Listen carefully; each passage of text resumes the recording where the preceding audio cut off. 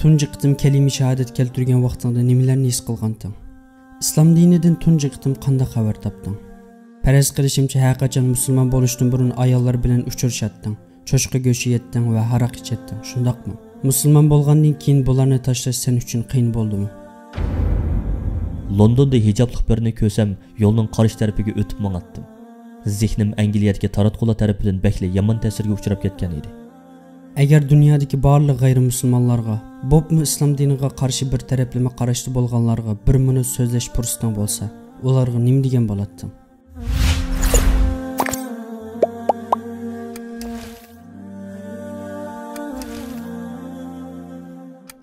Jay kim? Men Jay 25 yoshga kirdim. Angliyaning g'arbiy janubidagi kichik bir nahiyada yashayman. Sayohat bilgiligi bilan shug'ullanaman. Men dunyoni sayohat qilish jarayonlarimni YouTube kanalimda ham baharlayman. Nimishqa bunchalar ko'p sayohat qilasan? Qanday nishoning bor? Mening nishonim butun dunyodagi musulmonlar qarata yuz berayotgan salbiy ta'sirlarni o'zgartirish. Inshaalloh bu xato ko'z qarashlarni o'zgartirish maqsadida YouTube va Instagram kanalimda örüp odat, güzel sanat, yemek içmek degandek musulmonlarning turmushiga aloqador ijobiy mazmunlarni chiqaryapman. Masalan, Angliya va Amerikani ib isaq, bu davlatlarning musulmonlarga bo'lgan ko'z qarashi haqiqatan yaxshi emas. Men bu ahvollarni o'zgartiraman inshaalloh. Bir videoringda Turkiya bilan Pokistonni boshqa davlatlarga qaraganda bekroq yaxshi ko'rdiganligini tilga ilib o'tibsan. Buning biror sababi bormi? Nimishqa Pokiston bilan Turkiyani yaxshi ko'rib qolding? Chunki men Pokiston haqida hech qanday ijobiy xabar anglab baxmadim. Eng ko'p anglaganlarim terrorlik, urush va zo'ravonlik bo'ldi. Ammo Pokistonga borgan vaqtimda ahvollar anglaganimdek salbiy holatda emas ekan. Hammaylar intayin qoida usullik va yaxshi edi. Tamoqlarim butun dunyo degan tamoqlarimning ichidagi eng mazzilik tamoqlar edi. Men pokistonliklarda hammadan bak samimiyat va mehr shafqatni his qildim. Buni Turkiyada his qildim. Mayli xalqi va yemeklari bo'lsin, mayli o'rib odatlari bo'lsin, har ikkala davlatning alohidliklari farqli edi. Masjidga kelsak, men masjidni yaxshi ko'raman. Masjidda o'zimni intayin rohat his qilaman. Men Istanbuldagi Sulaymoniya masjidida kalima shahodat keltirib musulmon bo'ldim. Shuningdek bu ikki davlat men uchun ko'p ahamiyatga ega desam bo'ladi. Bo'libmi Turkiya men uchun texmo farqli bir yer. Chunki Istanbul mening hayotimni o'zgartgan, kalima shahodat keltirgan va hayotimdagi eng yaxshi qarorni bergan yer hisoblanadi. Ya'ni Amerika va Angliyada ko'mmoqona qiyishning o'rniga Turkiyada kebab yeyishni yaxshi ko'rding, shundaqmi? To'g'ri. Kebabdan boshqa Turkiyada sen eng yoqtirgan narsa nima? Bu menga nisbatan haqiqatan qiyin bir savol bo'ldi. Bu yerning madaniyati men dunyoda ko'rgan eng ilg'or madaniyatlardan biri. Bu yerdagi tarix va turmush usuliga odamning ishongusi kelmaydi. Odamlarmi intayin oq ko'ngil. Bayatın deganimdek turk taomlari dunyodagi eng mazzilik, tamlik tamoqlar qatoridan. Eng yaxshi ko'rgan tamoq qaysi? Eng yaxshi ko'rdiganim menemen bo'lishi mumkin. Menemenmi? Döner, Adana va Urfa kebabları demdiki deb o'ylagandim. Yo'q, menemen. Deganimdek 2 yildan buyon menemen eng yoqtirib yeydigan tamoqim bo'lib keldi. Menemen har qanday bir kishi qila oladigan tamoq. Bir qitim anamga telefon qilib tuxum bilan qizilmushni aralashtirib itib piqing deb baqdingmi? 2 yil burun anamga o'zim qilib bergan edim. Anam bek yaxshi ko'rgandi. Pakistan, Meksika, Turkiya, Misr degandek davlatlarni ziyorat qilgan vaqtingda seni hayron qoldirgan ish qaysi? Başta Meksikadan kelayli. Bo'ladi. Meksika men ilgari borgan davlatlarga butunlay o'xshamaydi. Musulmonlar taratqularda hatto ko'chalarda bak ko'rinib ketmaydi. Meksikadagi vaqtimda faqat bir masjidni ziyorat qila oldim. Shunga musulmonlar bilan tanishamay ko'nglim yerim bo'lgan edi. Misr, Pokiston, Turkiya va Arab Birlashma Xalifaligida musulmonlar hamma yerda degudek bor. Bu davlatlarda nurg'unlagan yaqin do'stlarim bo'ldi.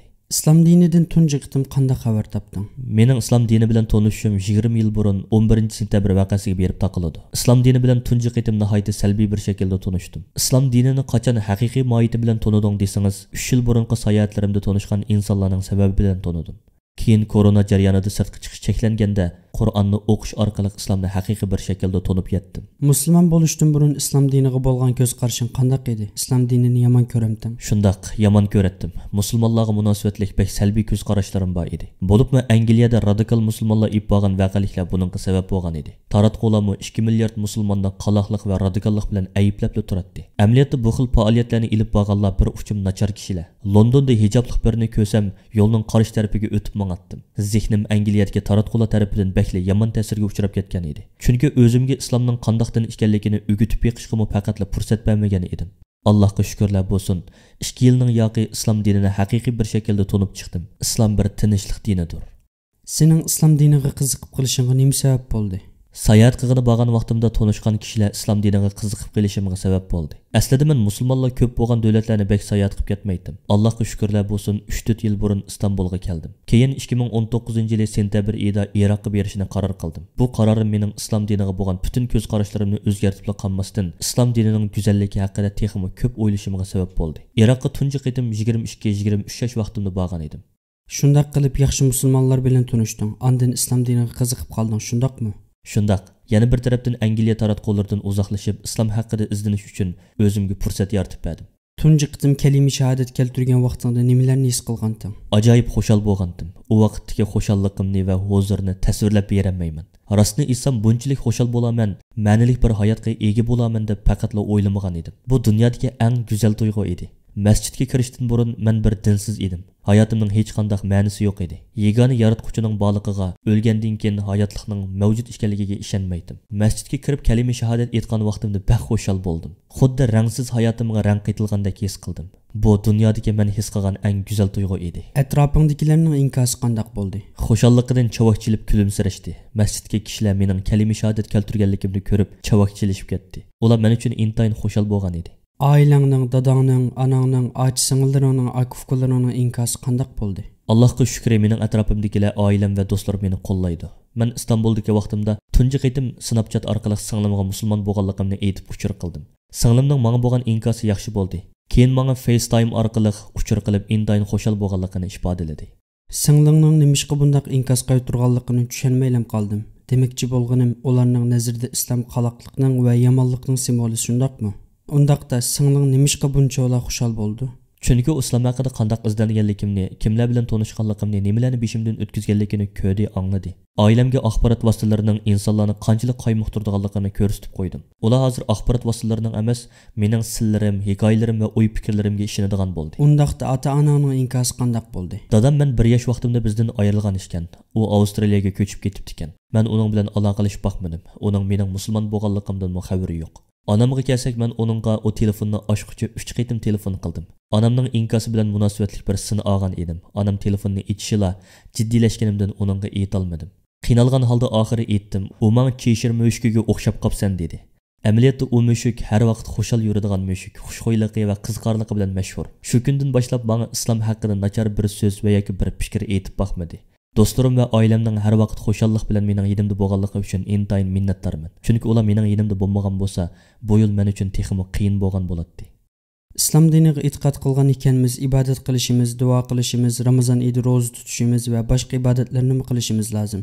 Sen musulmon bo'lishdan burun bu ibodatlarning birasini sana qiyindek tuyulganmidi?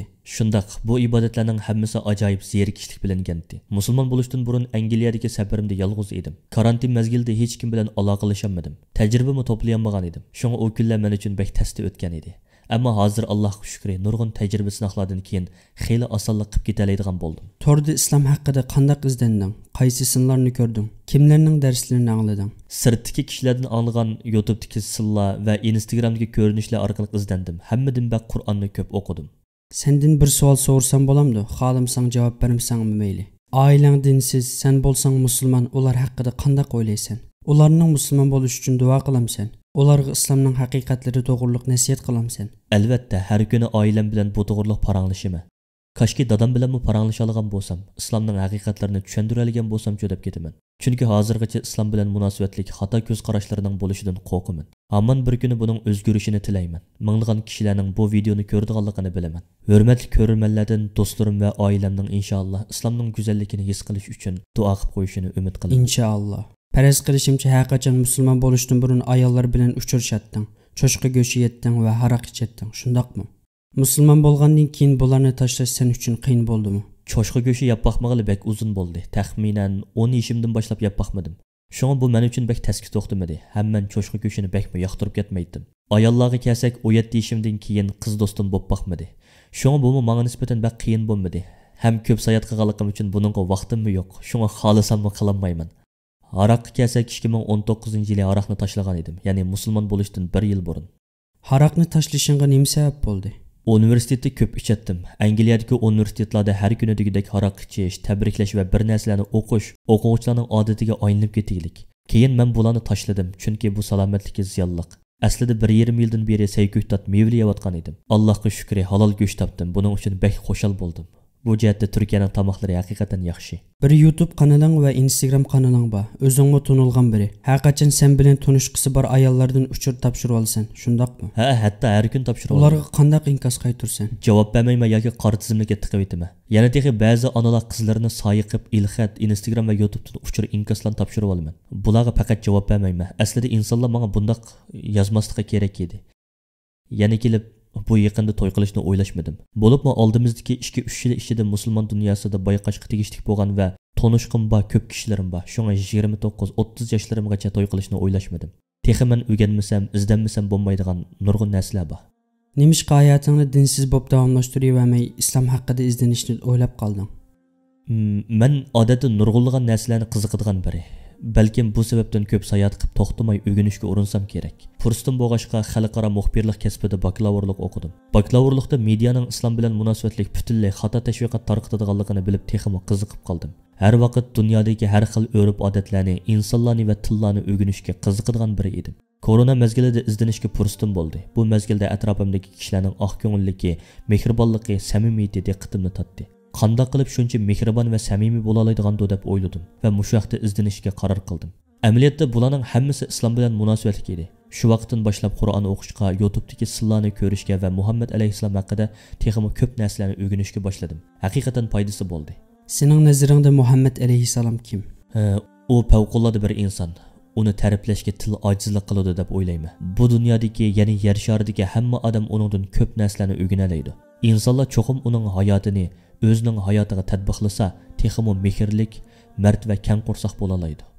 Agar dunyodagi barliq g'ayrimusulmonlarga, bo'pmi islom diniga qarshi bir taraflama qarashli bo'lganlarga bir minut so'zlash fursating bo'lsa, ularga nima degan bo'larding? Taratqulardan emas, balki o'zinglarning erishgan tajribalaringlardan yakun chiqaringlar. Dunyoni sayohat qilinglar. Bo'libmi musulmonlar ko'p bo'lgan davlatlarni sayohat qilinglar. Musulmonlarni va ularning yo'lini, hayotini tunib chiqishinglar uchun ularga fursat yaratib beringlar. Sizlarga va'da beray, taratqularning so'zlaganlarining rost emasligini his qilasizlar. Agar sizlar dunyoning hamma joylarini aylanib sayohat qilganda biroz salbiylikni ko'rib qolsanglar, shuni unutmanglarki, islom mukammaldir, musulmonlar mukammal emas. Sen bilan tunishganligimdan intayin xushalman qarindishim. Rahmat sizga. Sening islomga safar hikoyang haqiqatan boshqacha ekan. Katta nishoning bor ekan. Inshaalloh butun dunyo islomga ijobiy ko'z bilan qaraganiga qadar islomni tunutishga davom qilaman. Inshaalloh.